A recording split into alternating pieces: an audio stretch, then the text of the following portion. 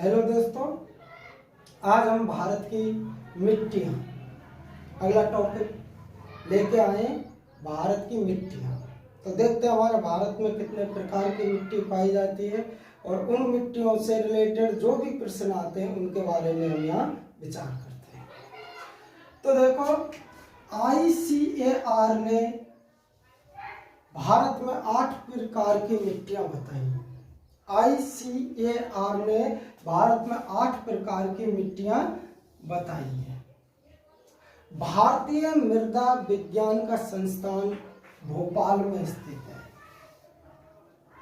भारतीय जो हमारी मृदा है उसका जो विज्ञान संस्थान है वो भोपाल में स्थित है। तो देखो, भारत में सर्वाधिक क्षेत्र पर पाई जाने वाली मिट्टियां 4 मुख्य हैं। भारत में सर्वाधिक क्षेत्र पर पाई जाने वाली मिट्टियां 4 हैं। पहली है जलोढ़ मृदा, लाल मिट्टी, काली मिट्टी और लैटेराइट। ये भारत में सर्वाधिक क्षेत्र में मिट्टियां पाई जाती हैं। तो देखो, पहली मिट्टी है हमारी जलोढ़। पहले इसके बारे में बात करते हैं। पहली मिट्टी है हमारी जलोढ़। जलोढ़ वो मिट्टी है जो नदियों के द्वारा बहाकर लाई जाती है, उसे हम जलोढ़ मिट्टी कहते हैं। जब नदियों के द्वारा बहाकर के लाई जाती है जो मिट्टी, वो अपने साथ कंकड़ के टुकड़े, पर्वतीय जीवाश्म, सड़ी गली वस्तुएं उनको अपने साथ लाती है और मैदानी भागों में जमाती है, उसे कहते हैं जलोढ़, जो फसल के लिए उपयोगी होती है। तो देखो, पहला क्वेश्चन है कि जलोढ़ मृदा को काप या कछारी मृदा भी कहा जाता है। इसे काप या कछारी मृदा कहा जाता है। और भारत में जलोढ़ मृदा 43% पाई जाती है। 43% भाग पर पाई जाती है। तो यह उत्तर भारत, गुजरात और केरल, कौन कौन सी जगह पर? उत्तर भारत, गुजरात, ये गुजरात का भाग और ये केरल, यहाँ पर जलोढ़ मृदा पाई जाती है। और जो नदियों के द्वारा जो मिट्टी लाई जाती है तो उनसे खादर और बांगर भी निर्माण होती है। तो देखो, जैसे खादर, कोई नदी, ये नदी है, ये नदी जल के साथ मृदा लाती है। जो इसके नदी के आसपास जो मैदान होता है वह खादर कहलाती है। वो कौन सी कहलाती है? खादर।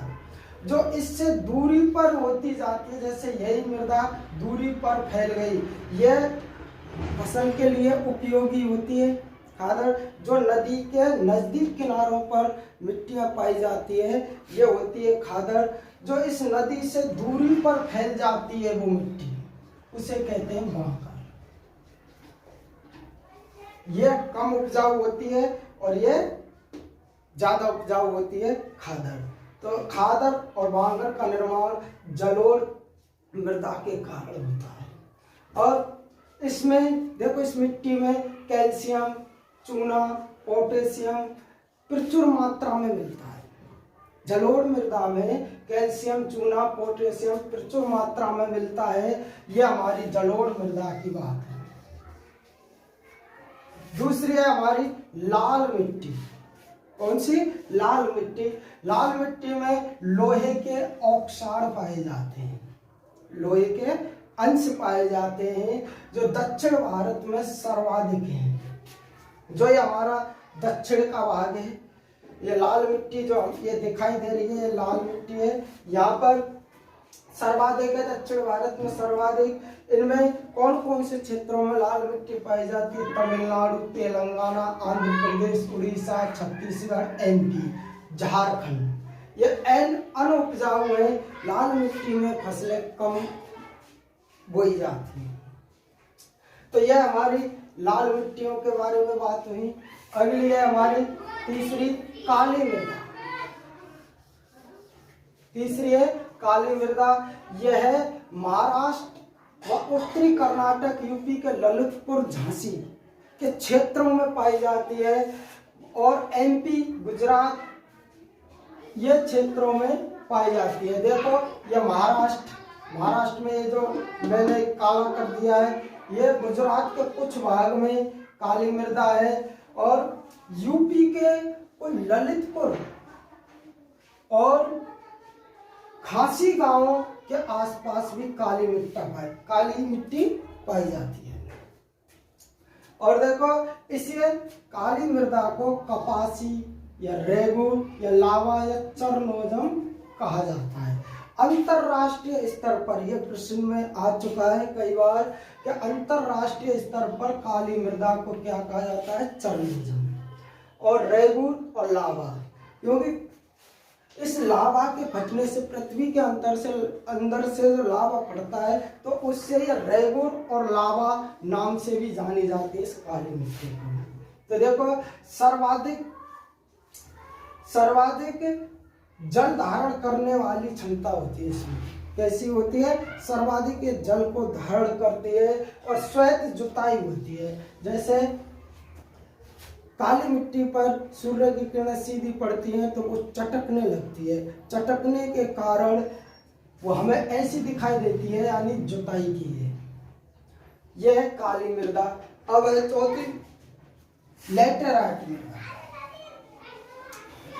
लैटेराइट मृदा जहां 200 सेमी से ज्यादा 200 सेंटीमीटर से ज्यादा अधिक गर्मी वर्षा होती हो और अधिक गर्मी, सर्वाधिक केरल, महाराष्ट्र, पश्चिम घाट, उड़ीसा, शिलांग के पठार, ये शिलांग के पठार। निच्छालित मृदा। अब निच्छालित मृदा क्या होती है? जिस प्रकार वो मिट्टी जब पानी को सोख लेती है तो ऊपर जो बचती है वो मिट्टी और नीचे पानी सोख लेती है, उसे कहते हैं निच्छालन। निच्छालन है। अब देखो, ये हमारे मैप में ये हमारी मिट्टियां, यह है लाल मिट्टी और यह है हमारी काली मिट्टी और यह हमारी पर्वतीय मिट्टी। ऊपर के भाग में पर्वतीय मिट्टी पाई जाती है, हमारे जम्मू कश्मीर और कुछ हमारे असम मेघालय वाले क्षेत्र हैं। यहाँ पर पर्वतीय जो हमारा ये भाग है, ये हिमालय भाग है, हिमालय पर्वत का भाग है। यहाँ पर हमारी पर्वतीय मिट्टी पाई जाती है। जो ये राजस्थान का भाग है, ये राजस्थान का भाग है, यहाँ पर मरुस्थलीय मिट्टी पाई जाती है क्योंकि रेतीली है और इस पर वह फसलें उगाई जाती हैं जो अपने आप में जल ग्रहण करने की शक्ति रखते हैं, जैसे तरबूज, खरबूज और ककड़ी वगैरह वो पैदा होती है।